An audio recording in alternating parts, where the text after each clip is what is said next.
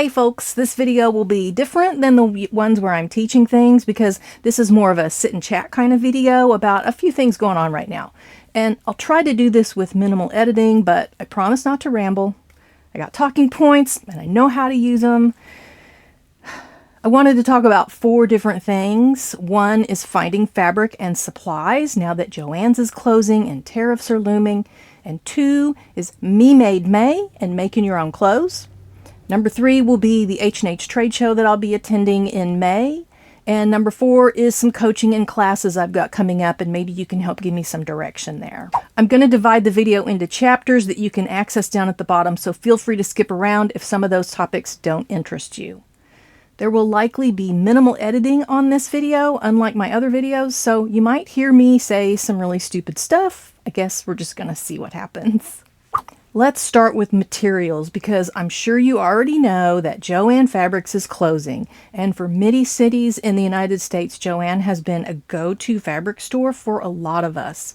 And this also ties into the fact that in the United States, we still don't know about tariffs on imported goods because it keeps changing every day. But most fabric and notions and stuff like that is not made in the USA, and our embroidery machines are definitely not made here. So if you've been wanting a new machine, now might be a good time to get on that just in case. Of course, there are still Hobby Lobby out there. There's local fabric stores. There's even Michael's is starting to sell fabrics, even though you might have a hard time. You have to take it to the framing counter to get it cut.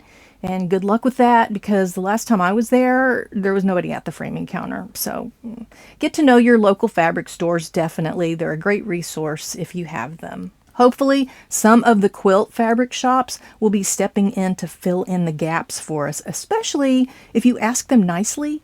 Tell them what fabrics you're going to miss, and maybe they can start carrying it. I mean, they already carry stuff like minky and stuff like that, so maybe they can add in like some fleece or some stretch fabrics or something. There is a lot of buzz in the craft industry about this topic, and a lot of shop owners want to help us. And don't forget that you can buy secondhand supplies or even upcycle your old clothes or ones you find secondhand. For smaller projects like applique, you can find some really nice fabrics by using thrifted items. I mean, stuff like linen and wool, high-end stuff that JoAnn's didn't even carry. So remember that option.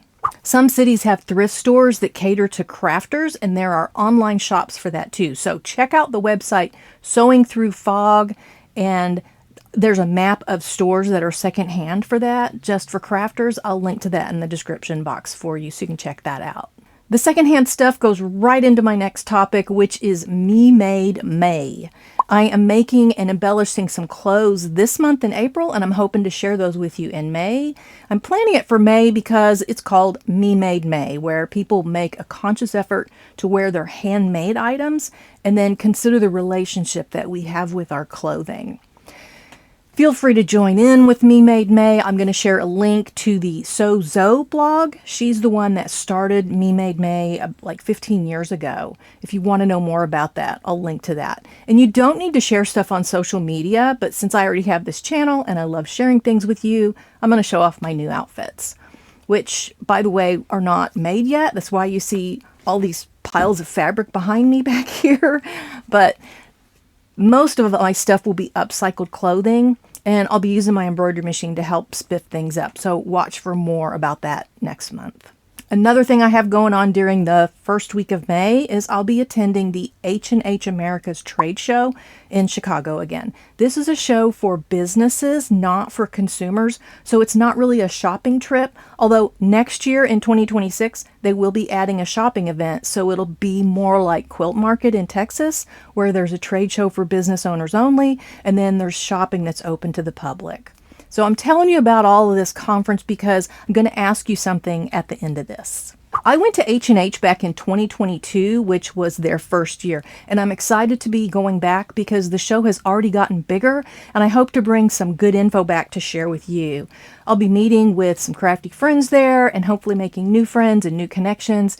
If you're any kind of crafty business owner and you want to attend the show, I'll link to it down in the description. It's May 6th through 9th, which is a Tuesday through Friday, and technically it's in Rosemont, Illinois, and not downtown Chicago. It's close to the airport.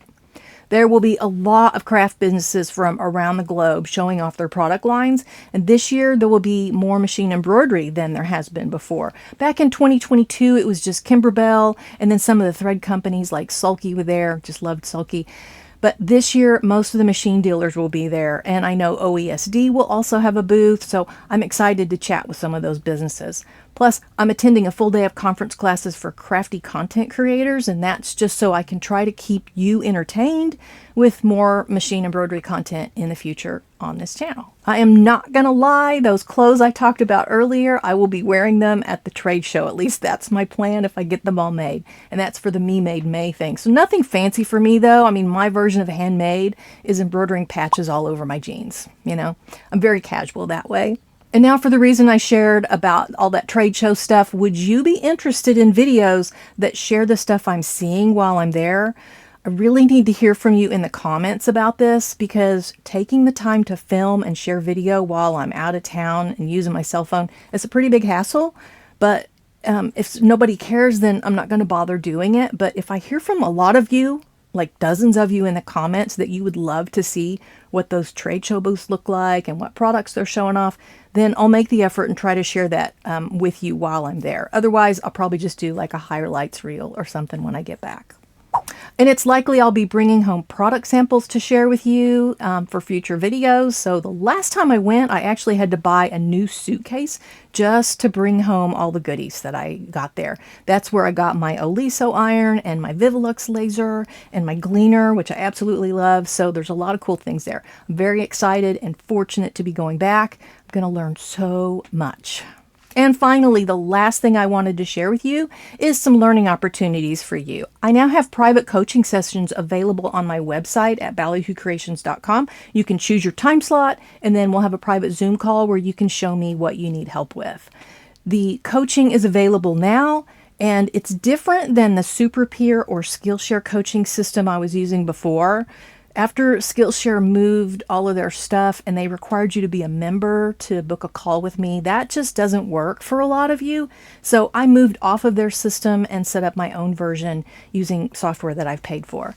I'm hoping that that works a lot better for you guys and removes that Skillshare membership barrier that some of you complained about. I get it. I didn't like it either. And over the summer, I will be working to get some online classes going where we can use Zoom as part of the lessons.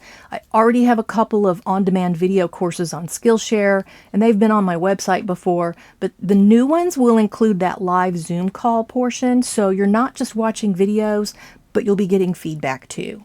Now it's time for another question or request. Are there any courses that you would like for me to teach?